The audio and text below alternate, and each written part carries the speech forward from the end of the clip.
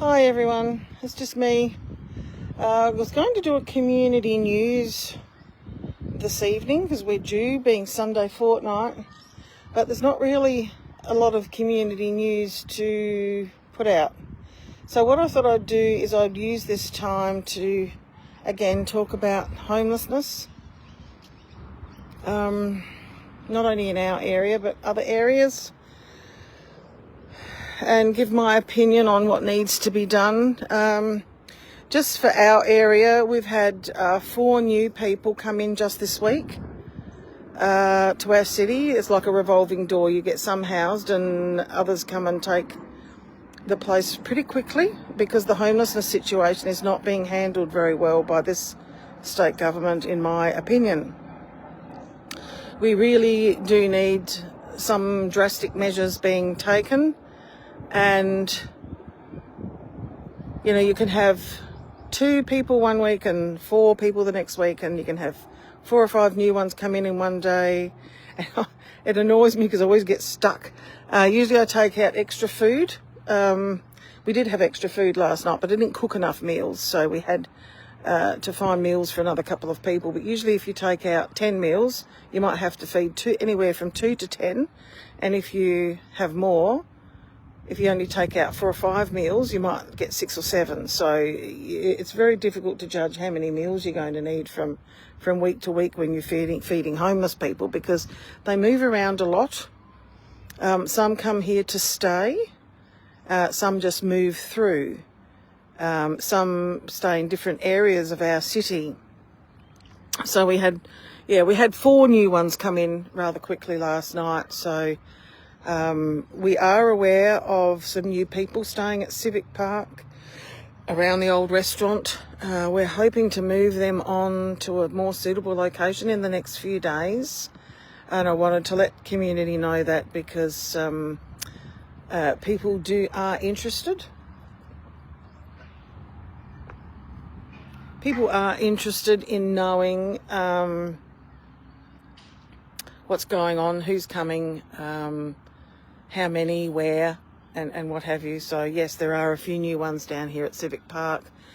And I wanted to let you know that we are finding more suitable locations for these people as they come in. So I need to put the call out for tents again, please, because I've down to 2.5, maybe 3 tents. That's all I've got left, and I've got 3 people to find tents for this week. So that'll use up those tents. And then I will be without tents again. So if anyone's got any 3, 4, 5 man tents that they're not using, that are in really good condition, good working zippers and everything else, please consider donating them. Because unfortunately the government, the councils, no one donates these tents. We have to try and find them out of our own pockets or get them donated from our community. Some pooches. And we also in need of rugs because winter weather's coming on. So some rugs would be nice. Brand new pillows if anyone's got any. Sleeping bags are always good. I've got a few sleeping bags still left at home that I haven't given out yet. All those sorts of things that we're going to need for the winter months. Please donate if you have them laying around. The rugs must be nearly new. Or in new condition. We don't want something that's 50 years old that comes from Grandpa's house that's not going to survive very long out in the winter weather. We want good quality sort of blankets. The knitted blankets are amazing because they're nice and heavy. So anything like that that's going to keep somebody warm. Gloves, socks, warm socks, those heat patches that you get from the chemist. All those sorts of things with winter coming on. But look, my view is, I talk to politicians as much as I can, and being out working on the streets for quite a while now, you get to see the gaps in the system and the things that are not working. And I wrote rather a large report to Nat Cook, the previous homelessness minister. It's now Katrine Hilgett after this election. So I'm hoping that she reaches out or I can get an appointment with her, because I firmly believe that the ANWR system is not working. The government, I don't know how much money the government are giving ANWR, this collection of not-for-profits, to handle this homelessness situation, but they're certainly not doing a good job of it. They're under-resourced. They seem to be understaffed. I rang up Friday, because we've got another lady in, and I rang up Friday to try and get her an immediate appointment so that we could sign her up for case management. And there was an automated message came across from ANWR, we're not taking calls. And I thought, well, they're not taking you when you turn up and you want to take somebody down there, and they're not taking calls. So how the hell are you supposed to get somebody signed up for case management when you can't get through?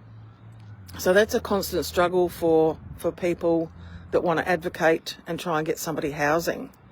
The services simply aren't available. My view and my opinion is that state government need to relook at this, and they need to fund each individual council and give each individual council allocated housing to handle their own homeless community.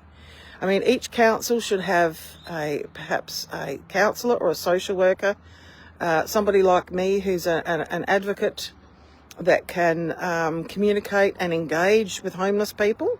And that's the hardest part, is the engaging, because a lot of these people are not capable of engaging without quite significant support. And we need to provide that significant support. And even then, sometimes that's not enough to get people to engage. But it's my view, the responsibility needs to be put back to council. We need to stop paying these not-for-profits because they're not doing the job well. They're not doing the job even adequately, as for what I've seen, in lots of areas. And we need to let each individual council handle their own homeless community with extra funding from state government, extra housing stocks per council district, so that, you know, they can holistically deal with their own homeless population, and have a small team of people allocated to do that job. Would be far more effective than these not-for-profits like ANWR. Now, I've had several meetings with Salisbury Council, and Salisbury Council have done a complete 180. They're really doing wonderful things out there. They've been given housing stocks. They've got extra funding supplies that we don't have here in Tea Tree Gully, and they are able to bypass sometimes the housing trust and allocate people housing within their own city, and they're doing really, really well at it. I've asked some councillors at Elizabeth Council to meet with me so that I can talk to them about how they are dealing with their homelessness, because they're not doing well at all at Elizabeth. They're really not doing a good job. They're compassionless. So we need to try and infiltrate, I suppose, with our ideas to Elizabeth Council, so we can get them on board and looking at homelessness in a totally different light, because there's always going to be homeless people. How we deal with those situations and what we do about those situations tells us what sort of a community we are. And what we need to do is we need to be compassionate. We need to provide for people, because they're our residents. Our residents aren't only the people that pay rates.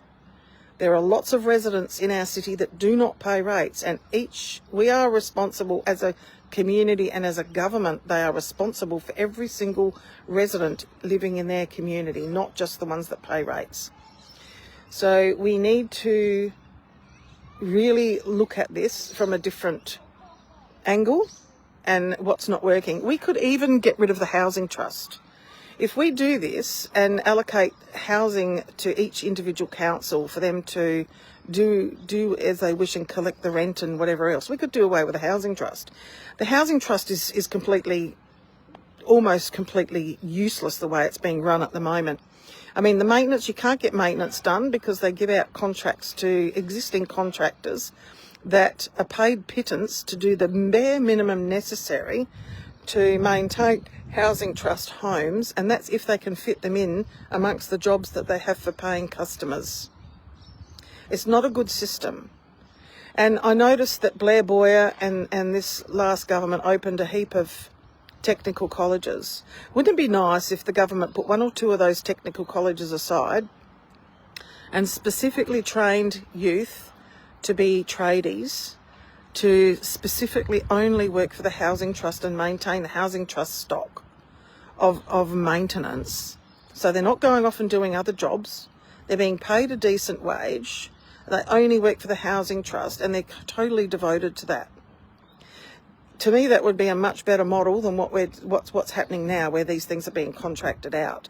And we'd have a lot more people with trades, you know, and even free, you know, we could offer them free education in these technical colleges if they are willing to sign a 10-year contract, for instance, with the housing trust, you know, for maintenance, housing trust, for the government, for housing trust maintenance. There's got to be better ways of doing what we're doing now that's not working, because you've got hundreds of housing trust houses that are empty because people do misuse them and smash them up, and then there's no tradies to fix them because they don't have the time or the resources when they've got their own business otherwise, to spend the time when they're being paid pittance by the government to do these big jobs. There's just not the staff and not the tradies to do it.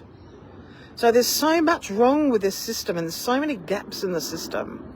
And that's why we've got so many homeless people. And the other thing is the lack of support, the lack of advocacy and the lack of support. As I said, most of these homeless people are not capable of advocating for themselves. And there can be many, many reasons why. But generally they've had years and years of being kicked in the gut, being promised the world, having to tell their stories over and over and over and over and over again to everyone they meet. And I tell you, they get to the stage where they've just had an absolute gutful. They give up and think, stuff it, I might as well accept my situation, stay where I am and just try and manage, because there's no way out. We don't provide a way out. We don't provide advocacy and support, because in this day and age, if you can't advocate for yourself, you don't get anything. You don't get anything. You get slipped through the system and you get nothing, and you remain on the street. We should be more compassionate. We should be setting people up for success, not setting people up to fail. And unfortunately, that's what we're doing in this country at the moment, is we're setting people up to fail. So there's so many changes that need making. If there's any politicians listening to me, for goodness sake, get me a meeting with Katrine Hilgerd, please.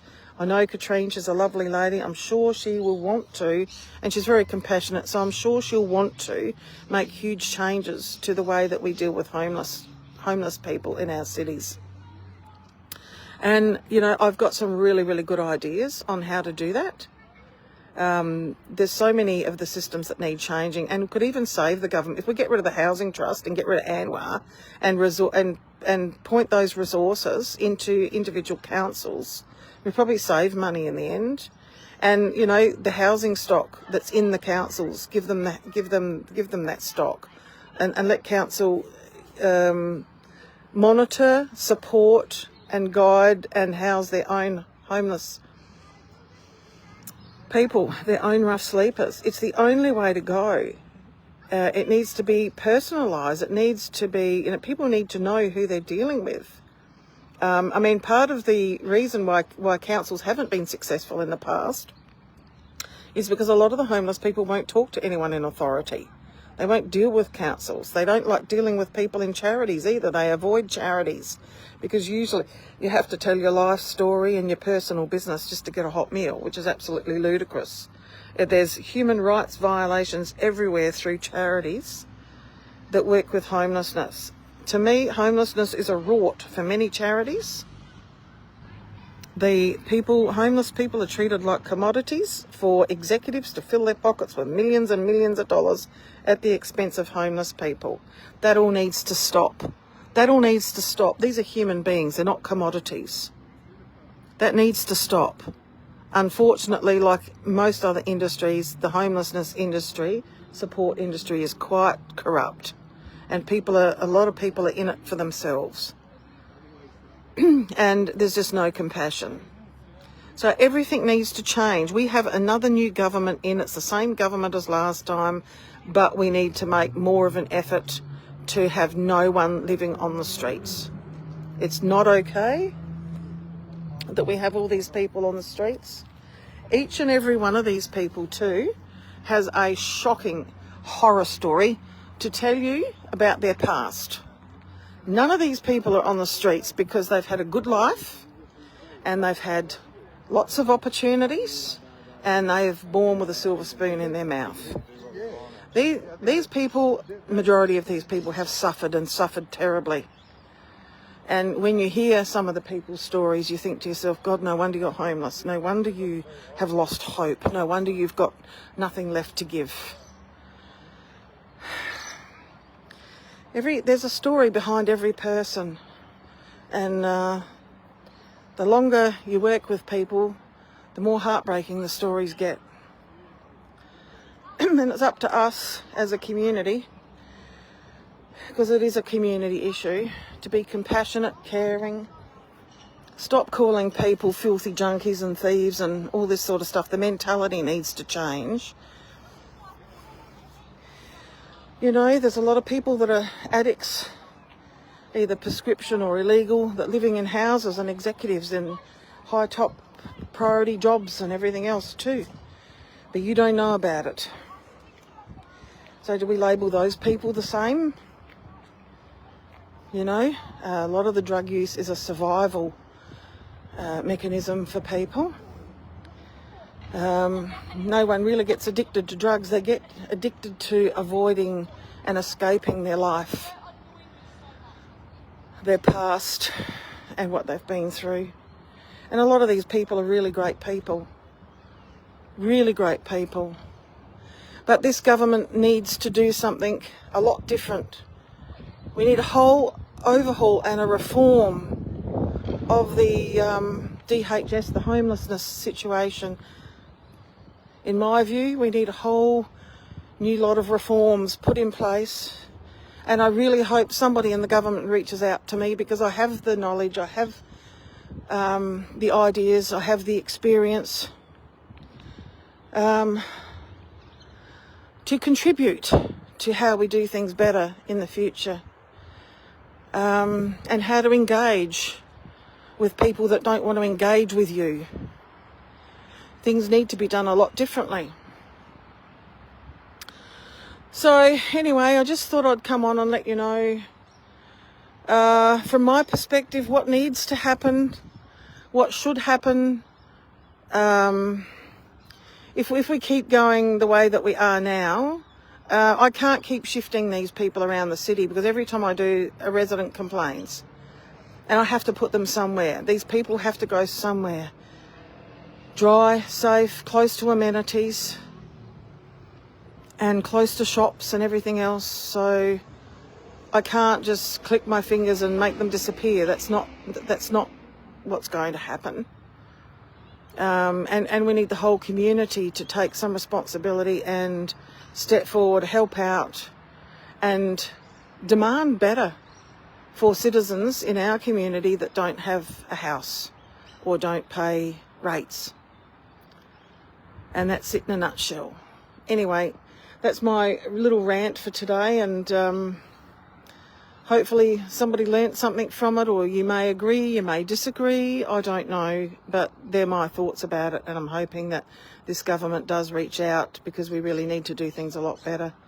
But be rest assured, if you see a homeless person or a rough sleeper, please let me know, and then I can go out and try and help them, give them supplies, try and get them out to ANWR, get them signed up, get them case managed, make sure that they're warm and fed. Because if people are warm and well fed and have drinks and rugs and pillows and they're comfortable, there's a lot less chance they're going to be looking to go and steal this stuff from somebody that they don't have out of desperation. So we're actually doing a really important community service by doing what we do. And it's about treating people with dignity as well, because just that bit of kindness can help people turn their whole lives around, because they're not invisible. And there's somebody out there that actually is showing that they actually care, even in some little way.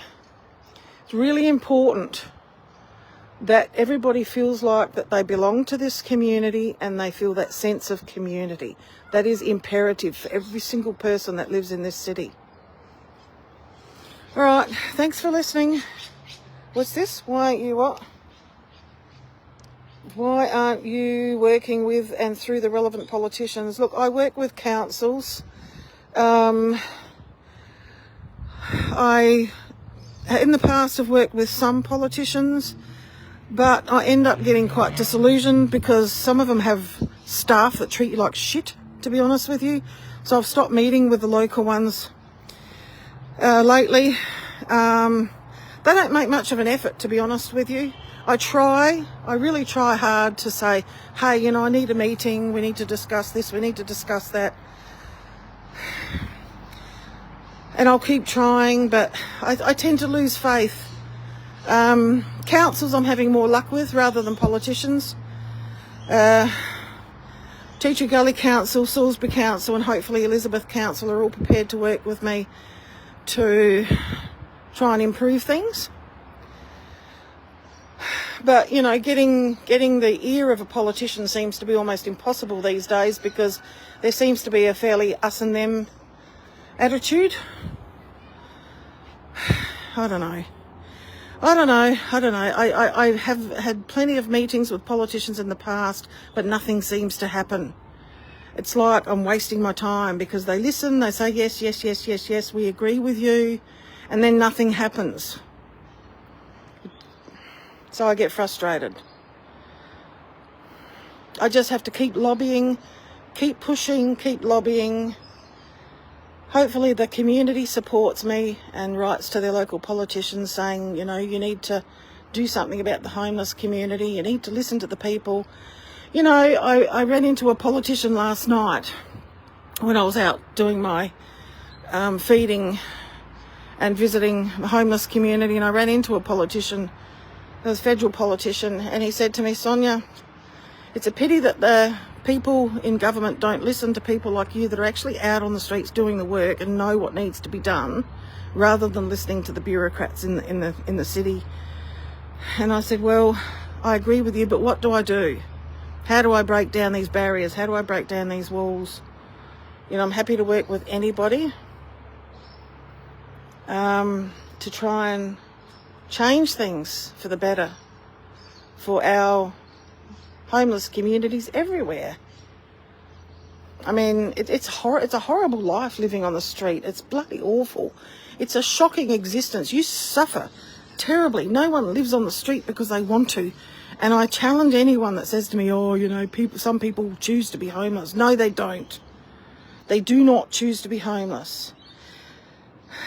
However, some of them have been through so damn much, and they've tried and the system's let them down time after time that they've accepted their lot and thought, stuff it, I may as well just stay here because no one's helping me. Yeah, look, they've all got their problems, Peter. All of the charities have got their problems. You know, they're just, it's a nasty business, homelessness charities. They're all jealous of one another. You know, I mean, for instance, the Teacher Gully Salvation Army are trying their best always to try and turn the homeless community against me because they're angry because I'm out there feeding people and looking after people on weekends because they think it should be their job, even though they're closed 4 days a week or 3 days a week.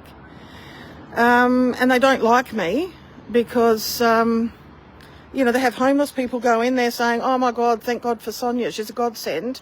What would we do without her? She has supplied us with everything we need to keep warm, our food and our drink. And the Salvation Army people are saying, well, stay away from her. She's a nasty piece of work. She deleted us off her Facebook page. Honestly, I couldn't write it. You can't make this stuff up. And then, you know, you've got other charities where I've seen them actually turn people away because they've been diving in the dumpster bins. Oh, we're not having you here. You're stealing out of our bin. Go away. You know, they seem to forget why they're there, a lot of these charities. You know, and then you've got charities, you know, that are handing out rotten food, and that's a huge, absolute disgusting bugbear for me. I get so angry. And this is why I won't work with any of these charities. Some of these charities get millions of dollars in donations. They get donations everywhere. The CEOs win all of these awards, and yet they're handing out rotten food to homeless people.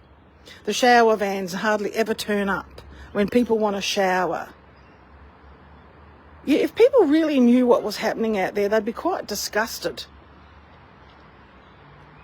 about what happens with these charities. And that's why I won't work with any of them, because a lot of them are there for their own self-serving and not for homeless people. Otherwise they would change the way that they do things. So I don't give them the time of day. I do my own thing. I go around, do what I want to do. I make sure that everybody's got everything they need on the streets.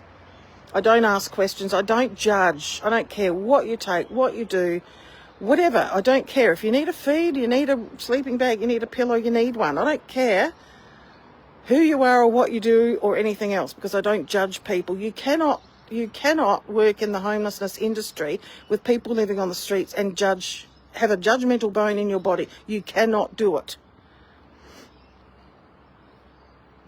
Or you'll get turfed out pretty quickly, because it doesn't work. It doesn't work. And majority of the homeless industry is judgmental. I've heard people say to me, oh, that person's got tattoos. If they can afford tattoos, they can afford food. It's one of the most ignorant statements I've ever bloody heard. Oh, it's frustrating. It frustrates me, because the lack of understanding around homeless people and around rough sleepers is significant, the lack of understanding. And they shouldn't really be working in the industry if they have that much of a lack of understanding. But anyway, and thanks for asking that question. Realise these lives are interactive. If anyone's ever got any questions, please feel free to ask them. I would actually prefer that. But anyway, let's hope this government gets their act together. Let's hope somebody listens to me in power. Let's hope we can get some major reform. Your personal commitment is undoubted, but it's rather obvious why you have made so many enemies, I'm afraid. Oh, Peter, I haven't made lots of enemies. There's a few trolls out there, because I've removed them from a Facebook page, that have got extremely butthurt and go over on a hate group and post about me every single day about how wrong they've been because they got booted off a Facebook page for being an asshole. So I don't really care whether people like me or not. To be honest with you, I couldn't give a hoot. They can say whatever they like about me on these stupid pages. I really don't care. Because I know who I am. And that's all that matters to me. The people that love me and care about me know who I am. These people have never ever met me, these trolls. They don't know me from a bar of soap. They just make up stories all day, every day. Oh, for instance, I'll tell you one. There's a guy called Jared, I think his name's Jared Boyle. Posts about me all the time. Never met the guy, don't know him, and he keeps telling people that I'm on a disability support pension and I've never worked a day in my life, and all this sorts of stuff. Well, I'm not on a disability support pension. I can tell you that I'm not. But he's heard it somewhere, so he runs with it. So he spreads it all around the internet. I've never read a thing about me that's been true yet on these pages. So why the hell would I worry about those people? You don't like me, you don't like me. I'm a good person, I'm a decent person. I fight for the underdog. I stand for something. And when you stand for something, you get haters. And that's all there is to it. And I really don't care whether you like me or not. The most important thing is that I do this community service out of the goodness of my own heart, out of my own pocket, out of my own time. I don't have to do it. I don't have to do anything. I could sit home and do nothing except for run a Facebook group, but that's not who I am, because I want to be out there changing the world bit by bit for the better. And there's a lot of jealousy out there too. But that's fine. I don't care. These people mean absolutely nothing to me. If they want to fill their life full of hate and toxicity every day, that's their problem. I prefer to be positive and be out there working for the community, doing positive things and spreading kindness wherever I go, and that's all I care about. So that's it in a nutshell. All right, talk to you soon, folks. Bye for now.